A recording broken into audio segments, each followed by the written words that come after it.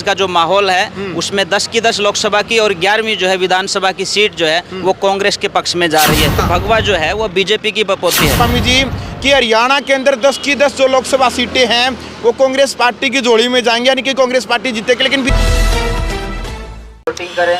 नमस्कार, मैं हूं अजय भारद्वाज और आप इस समय ग्राउंड मीडिया देख रहे हैं। साथियों, इस वक्त हरियाणा की राजनीतिक राजधानी जींद हमारी टीम मौजूद है और भाई एक संत योगी जी रोड के ऊपर खड़ा होकर, यानी कि जेल के पास खड़ा होकर ये रुके मारने लग रहे हैं कि हरियाणा के अंदर चुनाव से पहले ही रिजल्ट देने लग रहे हैं, कहने लग रहे हैं कि 10 की 10 सीट कांग्रेस पार्टी जीत रही है।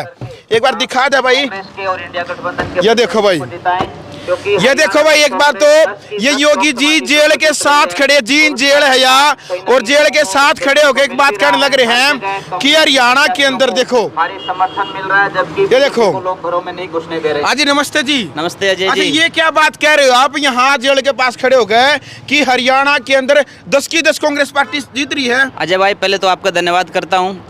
आपके भी सर्वे चल रहे हैं और बहुत सकारात्मक भी और पॉजिटिव भी और निष्पक्ष पत्रकारिता आप करते हैं। आप भी माहौल देख रहे हैं पूरे हरियाणा में आज का जो माहौल है उसमें 10 की 10 लोकसभा की और 11वीं जो है विधानसभा की सीट जो है वो कांग्रेस के पक्ष में जा रही है। आप देखते चारों तरफ जो माहौल है, कांग्रेस के प्रत्याशियों के प्रति जो जन समर्थन उमड़ रहा है उसको देख करके सभी आशान्वित है, पूरा हरियाणा आशान्वित है कि 10 की 10 लोकसभा की सीटें अब की बार कांग्रेस की झोली में जा रही है। भाई बहुत बड़ी बात है यार, बहुत बड़ी खबर है। हरियाणा के अंदर लोकसभा चुनाव को लेकर के देश की राजनीतिक सरगर्मियां तेज हो चुकी है। ये लाउड स्पीकर लगा करके ये गाड़ी आप देख सकते हैं, ये संत महात्मा जो योगी जी ये कहने लग रहे हैं कि हरियाणा के अंदर 10 की 10 लोकसभा जो सीटें हैं उनके ऊपर कांग्रेस पार्टी जीतेगी। ये देख सकते हैं, बड़ा दावा करे। एक मिनट भाई, माइक आप पकड़ लो योगी जी, 10 मिनट, एक बार 5 मिनट का समय चाहिए हमें आपको। तो भाई देख सको, ऑन रोड जेल के साथ योगी जी खड़े हैं। सबसे पहले तो जी आप ये बताइए, बीजेपी पार्टी कहती कि संत महात्माओं की, योगियों की, सत्य सनातन धर्म की, भगवा की पार्टी तो बीजेपी है, आप कांग्रेस में क्या कर रहे हो फिर? निश्चित तौर पे एक भ्रम जो है, एक नैरेटिव सेट किया गया है कि भगवा जो है वो बीजेपी की बपोती है। लेकिन अजय भाई, मैं आपसे कहना चाहता हूँ 1980 से पहले बीजेपी नहीं थी, तब भी भगवा था। और 1925 से पहले आरएसएस भी नहीं थी, तब भी भगवा था। भगवा तो सनातन का एक परंपरा का एक परिचायक है। भगवा जो है एक समर्पण का प्रतीक है। भगवा जो है एक त्याग का प्रतीक है। तो भगवा किसी पार्टी विशेष की बात नहीं है, ये तो ऋषियों मुनियों की जो परंपरा है उसका कहीं ना कहीं उस परंपरा को आगे बढ़ाने का एक श्रेय की बात है। और ये भगवा आज भी समाज में त्याग का प्रतीक है, जो सनातन परंपराओं से जोड़ने की बात करता है। जो व्यक्ति झूठ का सहारा लेते हैं, पहले कहते थे कि कोई व्यक्ति झूठ बोल दे तो उसको राम उठा लेता था, पर मुझे दुख हो रहा है इस बात का कि एक झूठा आदमी राम को उठाए घूम रहा है। पर जिस दिन राम की, मैं कहता हूँ कि कुछ लोग ये भी कह रहे हैं, स्वामी जी आप क्या कह देते हो, कई बार मैं गुस्से में ये भी कह देता हूँ कि एक छोटा सा पेड़ जब उखाड़ते हैं उसकी यदि जड़ राम को दिख जाए तो वो जड़, वो पेड़ उगता नहीं है। अब की बार जो सनातन का झूठा ढोंग करके, लोगों को बरगला करके, और राम मंदिर, बीजेपी वाले कह रहे कि भी राम मंदिर के ऊपर कांग्रेस पार्टी राजनीति किया कर दी, लेकिन बीजेपी ने राम मंदिर बनवा के ये समस्या जड़ते खत्म कर दी। मैं एक पहले वो बात कर रहा था कि अब की बार जो बीजेपी है उसकी जड़ उखाड़ करके वो राम को दिखानी ताकि दोबारा से उपजे नहीं। दूसरी बात, धर्म के नाम पर जिस देश में राजनीति की जाती है ना, वो अच्छी बात नहीं है। ये देश ऐसी परंपराओं का देश रहा है जहाँ कभी कम से कम कांग्रेस ने धर्म के नाम पे कोई राजनीति नहीं की। और आपको मैं जानकारी के लिए बता दूं, आपको पता भी होगा, पत्रकार हैं आप, सबसे पहले अयोध्या में जो दरवाजे खुलवाने की बात आई वो राजीव गांधी जी ने खुलवाए थे, और उसके बाद फिर वो आगे की प्रक्रिया प्रारंभ हुई। मैं इस बात के पक्ष और विपक्ष में नहीं जाना चाहता कि वो धर्म के नाम पे राजनीति कर रहे हैं, लेकिन जिस तरह से एक व्यक्ति लोकतंत्र के सबसे बड़े पद के ऊपर बैठ करके हिंदू और मुसलमान की बात करता है, समाज को तोड़ने की बात करता है, तब मुझे कष्ट होता है कि ये कैसे देश का प्रधानमंत्री, इस देश ने कैसे व्यक्ति को प्रधानमंत्री चुना है कि वो सबसे बड़े पद के ऊपर बैठ करके हिंदू और मुसलमान की बात करता है। आप एक लोकतांत्रिक देश में रहते हैं, आप एक संवैधानिक देश में रहते हैं, आपको पता है कि हमारा संविधान क्या कहता है, सबको बराबर से जीने का अधिकार है। और जिस पद की सबसे बड़ी जिम्मेदारी आपको सौंपी गई है, वहाँ बैठ कर के यदि आप जहर उगलते हो तो मुझे लगता है कि ये जहर उगलना कहीं राम की परंपरा को तोड़ने जैसा है। एक तरफ तो हम राम को देखते हैं जिन्होंने राज को ठोकर के ऊपर रखा। आपने देखा भरत और राम के बीच में फुटबॉल की तरह से राज रहा। भरत ने तो कांग्रेस वाले तो राम राम कर दिए डर रहे हैं कि राम राम कराया बीजेपी के समझ से। बिल्कुल भी नहीं।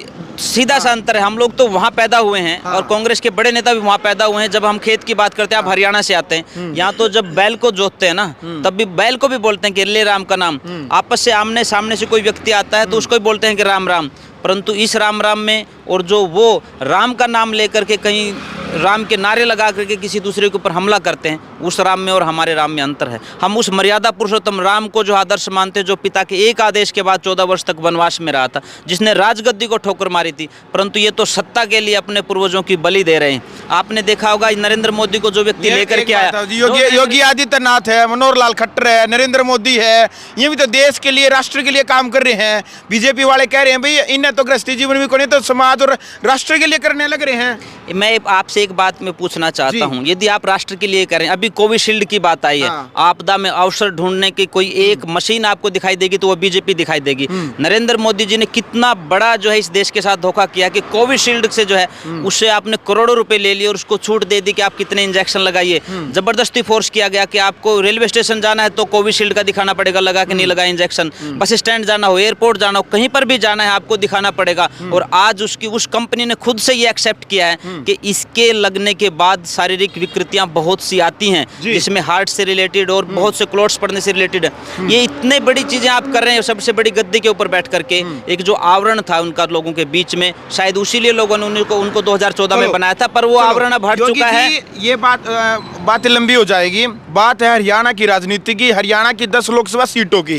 अंबी गांव में जा रहे हैं, लोगों से मिल रहे हैं, चौराहे पर जो लोग हैं या बैठकों में जो ताश खेलने लग रहे हैं, बड़े बुजुर्ग हैं, उनसे हम बात कर रहे हैं। जो रेहड़ियां हैं, दुकानदार हैं, जो बच्चे हैं, छात्र छात्रा हैं, उनसे बातचीत करने लग रहे हैं। उनका कहना है भाई केवल 4 सीटों के ऊपर बीजेपी और कांग्रेस की टक्कर है। आप 10 की 10 कैसे कह रहे हैं भाई? 4 सीटों के ऊपर तो टक्कर मान रहे हैं बीजेपी, बाकी कहाँ टक्कर मान रहे हैं आप? अजय भाई, मैं टक्कर तो मान रहा हूँ ग्राउंड के ऊपर। 10 की 10 सीटों पर इसलिए कह रहा हूँ, यदि आप टीवी देखेंगे और पर्टिकुलर गोदी मीडिया देखेंगे ना, तो आपको 10 की 10 आप बीजेपी को भी कह सकते हो। लेकिन यदि आप ग्राउंड मीडिया आपका नाम है ना, जब ग्राउंड पे जाकर के देखेंगे तो आपको 10 की 10 कांग्रेस को जाती दिखाई देंगे। मैं इसलिए वैसे गलत नहीं कह रहा हूँ। जब सरपंच अपनी आवाज उठाने के लिए सड़कों पर आए, उनको लाठियां मारी गई। जब आम किसान जो अन्नदाता है वो सड़कों पर बैठा, तब उनको लाठियां मारी गई। 750 से ज़्यादा किसान मारे गए। ना नरेंद्र मोदी बोले, ना जिनका नाम खट्टर ले रहे थे ना वो बोले, ना आदित्य योगीनाथ बोले, ना राजनाथ सिंह बोले। सबके मुंह के ऊपर ताले लगा दिए गए, कोई नहीं बोला। वो दूसरा, हमारी बेटियां जो ओलंपिक में मेडल लेकर के आई, वो जंतर मंतर पर बैठी और पुलिस के लोगों ने अपनी पैर की जूतियों के नीचे उनको रौंदा, तब नरेंद्र मोदी नहीं बोले। तो ये जो सारी चीज़ें हैं ना, उनको देखते हुए मैं ये कह सकता हूँ कि आम गांव देहात की जो बात है, खास करके हरियाणा क्षेत्र में, वो हर वर्ग जो है इनसे दुखी है। इन्होंने वादा किया था कि हम 2 करोड़ रोजगार हर वर्ष देंगे। पिछले 10 साल में इनके 20 करोड़ रोजगार हो जाने चाहिए थे। कहाँ है रोजगार? रोजगार तो इन्होंने खत्म किए हैं। दूसरी बात, इन्होंने कहा कि 2022 तक किसान की आय दोगुनी कर देंगे। किसान तो आत्महत्याएं कर रहा है। आज देश में बीमारी से इतने लोग नहीं मर रहे जितने किसान आत्महत्याएं कर रहे हैं। इसका जिम्मेदार कौन है? वो लोग जिन्होंने झूठे स्वप्न दिखाए थे। 100 स्मार्ट सिटी बनाने की बात जो है नरेंद्र मोदी ने की थी। एक भी स्मार्ट सिटी का नाम आप बताइए। 15,000 किलोमीटर का एरिया जो है बॉर्डर से लगता है भारत का, उस इन्होंने कहा था कि हम लोग डिजिटल फेंसिंग करवाएंगे। उसमें से केवल 5,000 किलोमीटर हुआ है। 10,000 किलोमीटर अभी बाकी है। इतनी चीजें होने के बावजूद भी कोई व्यक्ति आंखों के ऊपर पट्टी बांध करके अंधभक्त बन करके ये कह दे कि ये सीटें सारी बीजेपी को जाएंगी, तो बहुत बड़ी गलतफहमी में है। और जैसे ही रिजल्ट आएगा, बीजेपी वाले आम जनता को प्रभावित करेगा और लोगों की दिल की आवाज जो है वो वोट में कन्वर्ट होकर के कांग्रेस के प्रत्याशियों को जिताएंगे। भाई बहुत बड़ी बात योगी जी कहने लग रहे हैं स्वामी जी कि हरियाणा के अंदर 10 की 10 जो लोकसभा सीटें हैं वो कांग्रेस पार्टी की झोली में जाएंगी, यानी कि कांग्रेस पार्टी जीतेगी। लेकिन बीजेपी वाले कह रहे हैं स्वामी जी कि भाई रोहतक जो लोकसभा सीट है, जो कांग्रेस पार्टी उसको सबसे सेफ अपनी मानती है, वो कह रहे हैं कि अब की बार दीपेंद्र हुड्डा भी वहां से हारेंगे। मैं आपको एक छोटी सी घटना बता रहा हूँ। अभी कुछ दिन पहले सिसरोली गांव में जो वर्तमान जो सांसद हैं शर्मा जी, अरविंद शर्मा जी, वो गए वहाँ। एक बहन शायद मोनिका नैन उनका नाम है, उसने एक ही सवाल पूछा कि जी 5 साल से आप जो MP बने हुए हैं, मेरे गाँव में आप कब आए? उस व्यक्ति के मुंह से जुबान नहीं निकली, वो नहीं बता पाए कि 5 साल में कब आए। दूसरा, उन्होंने कहा कि जब देश के किसान के ऊपर लाठियां बरसाई गई, आप नहीं बोले, उसका जवाब दो। कोई जवाब उनके पास नहीं था। उन्होंने फिर इससे आगे बढ़ करके कहा कि कोई 3 काम कोई 3 काम आप बताइए जो आपने पिछले 5 साल के कार्यकाल में रोहतक में किए हों। अरविंद शर्मा जी के मुंह से कोई जवाब नहीं निकलता है। ऐसी बात मैं कह सकता हूं कि पिछली बार दीपेंद्र जी के साथ धोखा हुआ और अब की बार आप भी यही हैं, मैं भी यही हूं। जीत के बाद हम लोग दोनों चलेंगे वहाँ। कम से कम 3 लाख वोटों से दीपेंद्र जी रोहतक से जीत रहे हैं। जी अच्छा, कड़वा सवाल है जी स्वामी जी। बीजेपी वाले कह रहे हैं कि भाई हमने परिवारवाद की और क्षेत्रवाद की जो राजनीति है उसको खत्म कर दिया। वो कहते हैं कि हरियाणा के अंदर जब मुख्यमंत्री भूपेंद्र सिंह हुड्डा था तो उन्हें रोहतक के अलावा कोई और जिला दिखाई नहीं दिया। विकास के नाम पर केवल रोहतक पर उसकी जो सुई थी वहाँ वो जो गाड़ी थी उनकी वहीं रुक जाती थी विकास के मामले में। दूसरी बात कह रहे हैं कि भाई यदि हरियाणा के अंदर है भाई कांग्रेस के एमएलए ज़्यादा हो जाते हैं या फिर सांसद बन जाते हैं, हरियाणा के अंदर यदि एमएलए ज़्यादा कांग्रेस के हो जाते हैं तो भूपेंद्र हुड्डा ही सीएम बनेगा। लेकिन बीजेपी कह रही है कि एक आम घर का बेटा भी मुख्यमंत्री बन सकता है। वे परिवारवाद की, क्षेत्रवाद की जो राजनीति है बीजेपी को खत्म करने लग रही है, तो ये गलत है या सही है? एक नैरेटिव सेट किया जाता है अजय जी, और आपको मैं कहना चाहता हूँ आप गांव में जाएंगे इस बात को नोट भी करेंगे। ये लोग एक योजना लेकर के आए अग्निवीर, जिसमें 4 साल का एक सिपाही तैयार किया गया, फौज का सिपाही तैयार किया गया। अब ये लेकर के आए हैं अग्निवीर मुख्यमंत्री। 6 महीने के लिए मुख्यमंत्री इन्होंने बनाया। ये योजना अलग है जी, वो राजनीति, परिवारवाद की राजनीति, ये उसी का हिस्सा है अजय भाई। बीजेपी जहां पर हिंदू मुसलमान की बात होती है वहां हिंदू मुसलमान करती है, और जहां हिंदू मुसलमान नहीं है खास करके हरियाणा में वहां जाट नॉन जाट करने का प्रयास करती है। मनोहर लाल खट्टर, बीजेपी वाले कह रहे हैं कांग्रेस भी तो करती है। एक बात आओ, यहाँ सोनीपत से मोहनलाल बड़ोली शर्मा जी को टिकट मिली तो इन्होंने सतपाल महाराज पंडित जी को टिकट दे दी। तो जहाँ ज्यादातर बस सिर्फ केवल दो लोकसभा को छोड़ करके बाकी इन्होंने भी तो जहाँ यादव हो तो यादव उतार रखा है, जहाँ ब्राह्मण है तो ब्राह्मण उतार रखा है, इन्होंने भी तो उतार रखे हैं। अजय भाई कांग्रेस ने प्रयास किया है कि जिताऊ कैंडिडेट देने का। आपसे पहले कि आप सर्व कांग्रेस के कैंडिडेट उठा करके जातिवाद का कार्ड कांग्रेस नहीं खेलती। कांग्रेस जातिवाद का कार्ड नहीं खेलती। कांग्रेस जाट नॉन जाट का कार्ड नहीं खेलती। कांग्रेस जो है मजहब के नाम पर तोड़ती नहीं। कांग्रेस क्षेत्र भाषा के नाम पर नहीं तोड़ती है, जबकि बीजेपी धर्म के नाम पर राजनीति करती है और जात पात के नाम पर राजनीति करती है। और अग्निवीर मुख्यमंत्री पहली बार हरियाणा में एक प्रोजेक्ट के रूप में तैयार किया गया है। उसके अलावा यदि आप राजस्थान में देखेंगे कठपुतली मुख्यमंत्री तैयार किए गए हैं। ऊपर मध्य प्रदेश में चले जाइए कठपुतली, छत्तीसगढ़ में चले गरीब घर का मुख्यमंत्री बने तो कठपुतली है। वो बात गरीब घर की नहीं है, वो एक पासा फेंका गया है। और राजघराने से जो राजघराने से जो होंगे केवल वही मुख्यमंत्री बन सकते हैं। कास्ट पॉलिटिक्स फेंकी गई है। जब मनोहर लाल खट्टर जो है वो कामयाब नहीं हो सके और पूरी नेगेटिव रिपोर्ट चली गई मोदी के पास कि पूरी की पूरी साफ हो रही है हरियाणा से बीजेपी, तब उन्होंने आनन फानन में बदला इनको और नायब सैनिक को लेकर के आए। इसलिए कि एक वो बैकवर्ड का कार्ड खेलना चाहते थे, और वो भी इसलिए क्योंकि पिछले दिनों राहुल गांधी जी ने कहा कि बैकवर्ड की काउंटिंग करवाएंगे, गिनती करवाएंगे, उनकी जनसंख्या जो है उसका सर्वे किया जाएगा। उसका जवाब देने के लिए या ये कहें कि एक कास्ट पॉलिटिक्स के फिरकी में घुमाने के लिए इस हरियाणा को वो लेकर के आए हैं, पर उनका कार्ड चलने वाला नहीं है। आप आज देख रहे हैं हरियाणा के अंदर जिस तरह से बीजेपी के लोकसभा के प्रत्याशी जा रहे हैं, लोग उनको गांव में नहीं घुसने दे रहे हैं। और उनको याद आ रही हैं वो बातें जब किसान निकले थे तो इन्होंने सड़कों पर कील बिछाई थी, तो वो लोग रास्ता रोक करके पूछ रहे हैं कि हम लोग क्यों आपको गांव में आने दें। जब हम अपने हक अधिकार की बात करने जा रहे थे तो आपने हमारी सड़कें रोकी थी, हमारे सामने कीलें बिछाई थी, तार लगाए थे, लाठियां हमारे ऊपर चलाई थी, आंसू गैस की गोलियां हमारे ऊपर चलाई थी, और 750 किसान शहीद हुए थे, आप बोले नहीं थे। अब जनता बोल रही है और जनता जवाब देगी। अच्छा एक बात और बताइएगा जी, ये व्यक्तिगत सवाल है कि आप विधानसभा क्षेत्र उचाना के गांव में जा रहे हैं, गुप्त सूत्रों के हवाले खबर आई थी, लोगों से मिल रहे हैं, उनकी समस्याएं सुन रहे हैं, उनके दुख सुख में आप शामिल होने लग रहे हैं। कई महीनों से हमारी टीम इस चीज़ को नोटिस करने लग रही है। क्या आप विधानसभा चुनाव की तैयारी कर रहे हैं? वो एक गांव में जो है ना कोई नौजवान लड़का था जी, तो उसके दादा ने उससे ये पूछ लिया भाई तेने ब्याह दिया है? तो वो ने बोला दादा मैं तो नाटूंगा तुम देख लो। तो देखो सुनो, आज जो है सामाजिक काम करते करते यदि आप राजनीति में आकर के भी कुछ अच्छा काम करना चाहते हैं तो निश्चित तौर पे यदि कांग्रेस पार्टी ने या हमारी जो पार्टी के बड़े नेता हैं वो कहेंगे तो निश्चित तौर पे चुनाव लड़ेंगे, परंतु पार्टी का आदेश जो है वो सर्वमान्य है। चौधरी भूपेंद्र सिंह हुड्डा जी जो वो सिर्फ पूर्व मुख्यमंत्री नहीं है, वो अभूतपूर्व मुख्यमंत्री हैं। उनके कार्यकाल में जो योजनाएं लागू हुई थी जिसके कारण से हरियाणा नंबर 1 बना था, उस समय हर खेल में हरियाणा नंबर 1, शिक्षा में हरियाणा नंबर 1, यहाँ की जो पैदावार होती थी उसको विदेश में भेजने के लिए, पर्टिकुलर चावल को जो विदेश में भेजा जाता था, कहते थे कि हुड्डा तेरे राज्य में जीरी गई जहाज में, विदेशों में जब जीरी जाती थी, वो हरियाणा पुनः जो है 1 नंबर पर आए। आज आप देख रहे हैं, किसी भी अखबार का पन्ना खोल करके देखिए, जो लोकल अखबार होता है उसके एक पेज के ऊपर यदि 20 खबरें छपी हैं अजय भाई, तो 20 में से 16 खबरें मिलेंगी वहाँ डकैती हो गई, वहाँ लूटमार हो गई, वहाँ उसने गोली मार दी। प्रशासन तो काबू में है ही नहीं ना सरकार के।